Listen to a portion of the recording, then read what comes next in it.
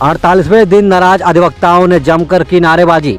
भ्रमण कर की नारेबाजी। उप जिलाधिकारी सगड़ी न्यायालय बहिष्कार के 48वें दिन सगड़ी तहसील परिसर में भ्रमण कर जमकर की नारेबाजी। उप जिलाधिकारी के स्थानांतरण तक न्यायालय का करेंगे बहिष्कार। आपको बता दें कि 26 अक्टूबर दिन मंगलवार को अधिवक्ताओं ने साथी अधिवक्ता के साथ न्यायालय में हुए दुर्व्यवहार पर 27 अक्टूबर से सगड़ी अधिवक्ता समिति न्यायालय का बहिष्कार कर रही है। 48वें दिन गुरुवार को सगड़ी तहसील परिसर में अधिवक्ताओं ने भ्रमण कर जमकर की नारेबाजी। आक्रोशित अधिवक्ताओं ने अधिवक्ता एकता जिंदाबाद व जिलाधिकारी वापस जाओ के नारे लगाए। घंटों तक न्यायालय के बाहर नारेबाजी कर आक्रोश व्यक्त किया।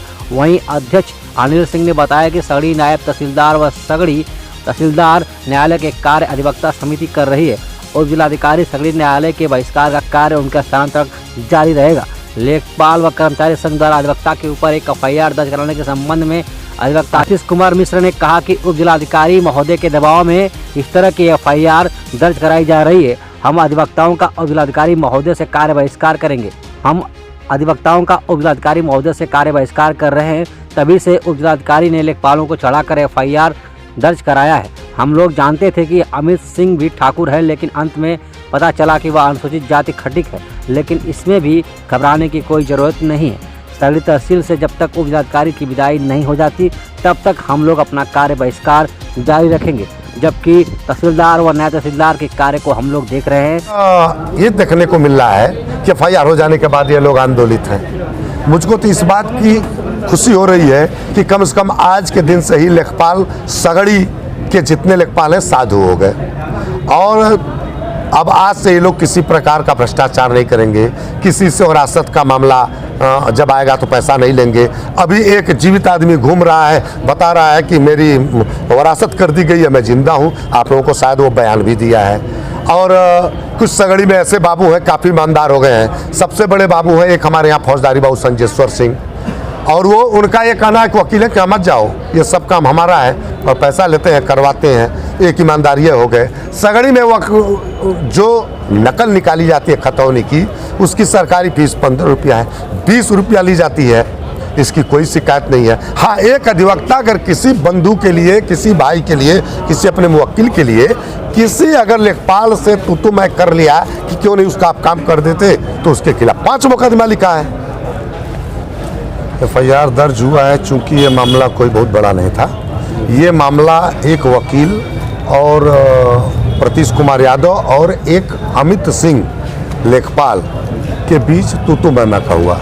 चूँकि एसडीएम साहब का, लेकिन सर सुनने में ऐसा आ रहा है कि वो जो कि सिंह नहीं है, वो दलित जात के हैं। हम लोगों को अब पता चला है और तब पता चला कि जब ये अपने तहरीर में 5 दिन बाद जाकर ये बढ़ाए कि मैं जात का एससी हूँ, एसटी हूँ, तब उसके तहत जो है सरकारी कागजात फाड़ने और दलित एक्ट के तहत मुकदमा पंजीकृत किया गया है। जबकि उनकी तहरीर में कहीं से यह नहीं था कि मैं दलित हूँ और मेरे साथ जात सूचक शब्दों का प्रयोग किया है। और इससे स्पष्ट होता है कि एसडीएम साहब के साजिश में मिलकर लेखपाल लोग इस तरह की हरकत एसडीएम साहब के कहने पर कर रहे हैं। तो अभी आप लोग का अगला कदम क्या रहेगा? हमारा कदम है, अब जब मामला न्यायिक हो गया तो हम न्यायालय में चलेंगे। हम अपनी बात को रखेंगे कि 4 दिन पहले तहरीर कुछ और थी और 4 दिन बाद तहरीर में बदलाव करके अभी एससी और एसटी का नाटक किया गया है।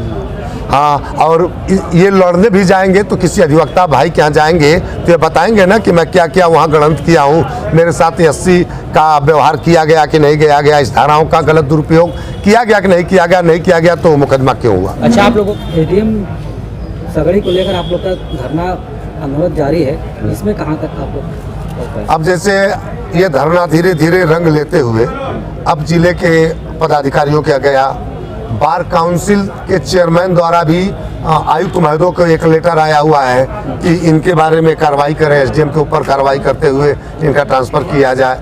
अधिवक्ता काफ़ी दुखी हैं, अधिवक्ताओं में काफ़ी रोष है। तो धीरे धीरे प्रदेश स्तर के वकील जैसे ये लोग भीड़ बनाकर चल रहे हैं, कभी ऐसा समय होगा कि हमारे भी झुंड हो जाएंगे, हम भी लोग इन्हीं की तरफ हो जाएंगे। देखिए, ये लेखपाल द्वारा जो हड़ताल जो एफआईआर किया गया है, वो एफआईआर लेखपाल द्वारा किया नहीं गया, वो कराया गया है। माननीय एसडीएम सगड़ी से हम लोगों का विवाद चल रहा है, उसी के क्रम में यह एक साजिश के तहत ये एफआईआर कराया गया और एफआईआर की जब कापी दी गई वहाँ प्रार्थना पत्र, उस प्रार्थना पत्र का हम लोगों के पास है, उसमें कहीं भी जाति सूचक शब्द या जाति का कहीं उल्लेख नहीं है। लेखपाल का नाम अमित सिंह है। हम लोग तो अब तक यही जानते थे कि वो भी ठाकुर है, सिंह है, लेकिन जब एफआईआर हो गया है तो उसमें देखने में आया कि प्रार्थना पत्र के अंत में बाद में यह एक लाइन बढ़ा दिया गया कि प्रार्थी अनुसूचित जाति का खटिक है, और यह दबाव बना करके माननीय उप जिलाधिकारी द्वारा पुलिस एसओ जो भी थाने के हैं उन पर दबाव बना करके ये जोड़ा गया ताकि उनका जो एफआईआर झूठी है उस झूठी एफआईआर को थोड़ा बल मिल जाए। इससे कोई घबराने की हम लोग की जरूरत नहीं है। ये हम लोग समझ रहे हैं कि जिस दिन जिलाधिकारी महोदय यहाँ पर तहसील में आए, तहसील दिवस के दिन शनिवार को, उसके बाद से ये षड्यंत्र बराबर जारी है। इसमें जिलाधिकारी भी महोदय भी इसमें सम्मिलित हैं। उन्होंने नायब तहसीलदार को बुला करके कहा और नायब तहसीलदार ने 10 लोगों को जुटाया, 5 लोगों को जुटाया और एक फ़ोटो खींच करके पत्रकारों के माध्यम से ये संदेश भेजने का काम किया कि जनता इनके स्थानांतरण के खिलाफ है। और फिर जैसे ही ये उसका पटाक्षेप हो गया, लोगों का खंडन आने लगा जो लोग उसमें थे, तो उन्होंने ये कि दूसरी चाल चल दी। इस संबंध में हम लोग लड़ाई कानूनी ढंग से लड़ेंगे।